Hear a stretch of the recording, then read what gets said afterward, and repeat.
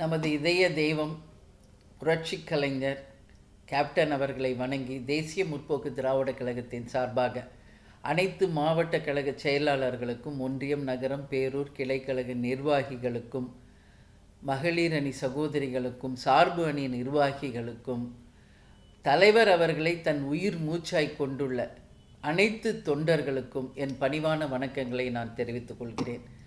வருகின்ற ஜனவரி 9, 2026 மக்கள் உரிமை மீட்பு மாநாடு 2.0 கடலூரிலே பாசார் கிராமத்திலே நடக்க இருக்கின்ற நமது மாநாட்டை மிக பிரம்மாண்டமான வெற்றி மாநாடாக அமைத்து தந்து, அந்த வெற்றி உங்களுக்கான வெற்றி என்பதை இந்த நேரத்தில் தெரிவித்துக் கொண்டு, அனைவரும் தவறாமல் இந்த மாநாட்டில் கலந்து கொள்ள வேண்டும் என்று கேட்டுக்கொள்கிறேன்.